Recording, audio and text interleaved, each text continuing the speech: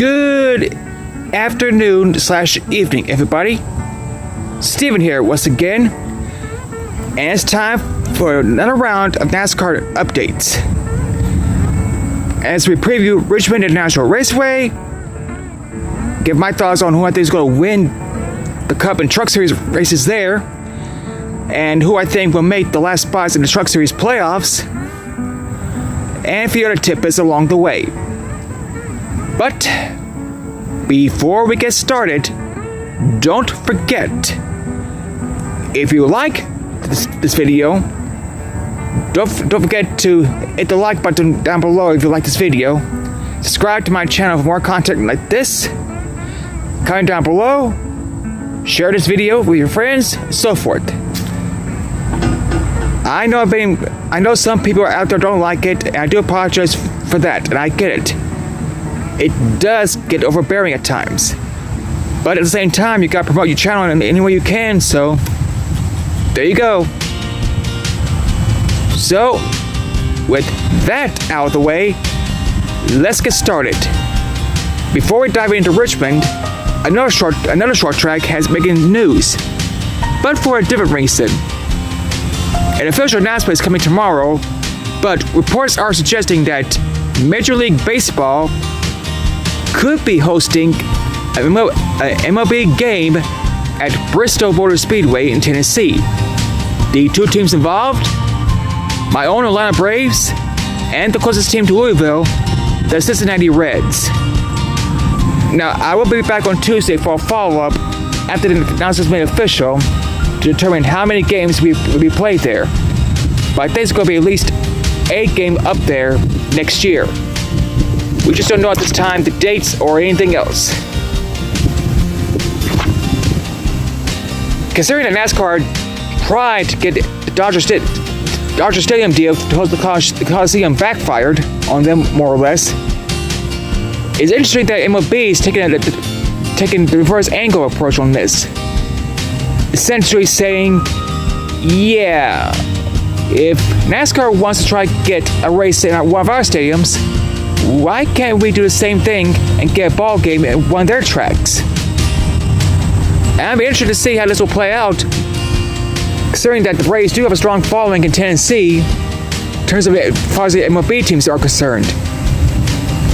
Although I'm not sure about the Bristol part of the state, since it's right at the Virginia state line, and their closest team are the Nationals. But we shall see. We shall see. Now on to another story that I found interesting. That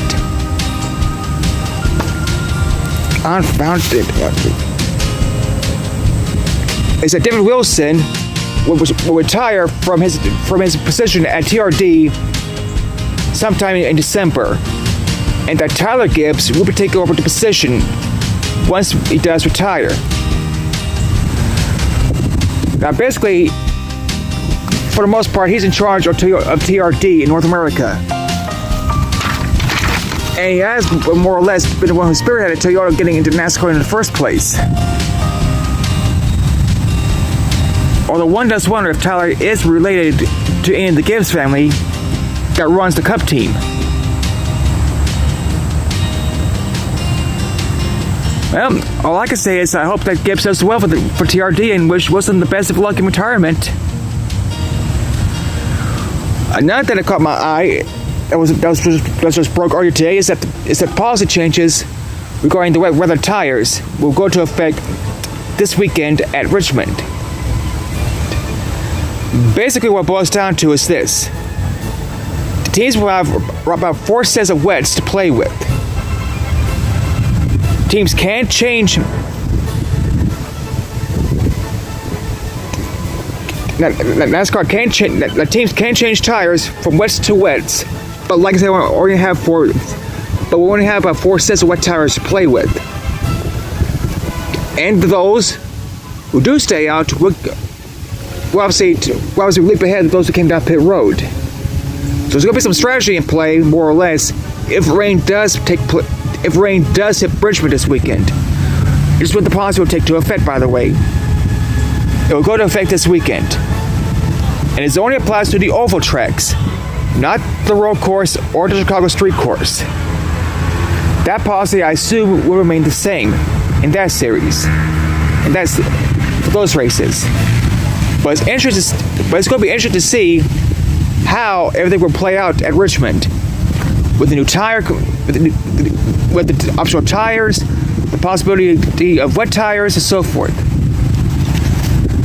And speaking of Richmond, pardon me for a moment, folks.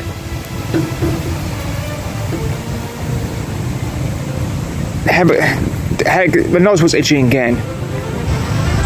That's the thing about having a mustache and a beard. Sometimes your nose gets itches.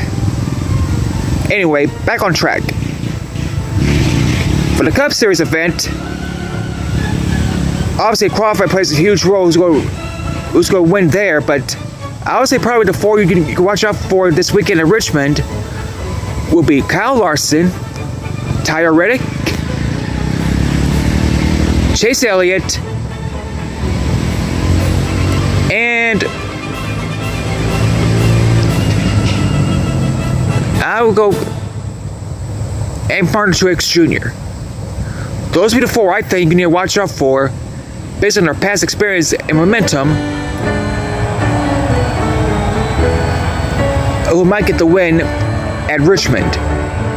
As for the Truck Series, as you know, 4 drivers on points that can sneak in if at least 2 of them fall out of the top 10 in points. The 4 drivers are Ben Rhodes,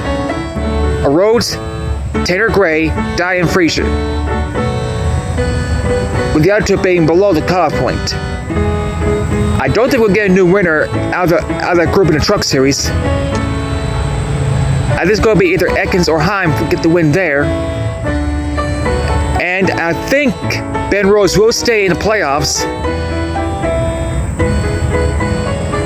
But I think Tanner Gray will be out, and Stuart Frazier will find a way to get in on points and be the last driver in on points. That's what I think anyway. Let me know if you agree with me or not in the comments down below for everything. And so, that about wraps things up. I'll be back on Tuesday with a recap of Richmond, like a follow-up for the baseball news, and more. Until then, this is Steven saying bye, and have a good day, folks. See you next time. Take care.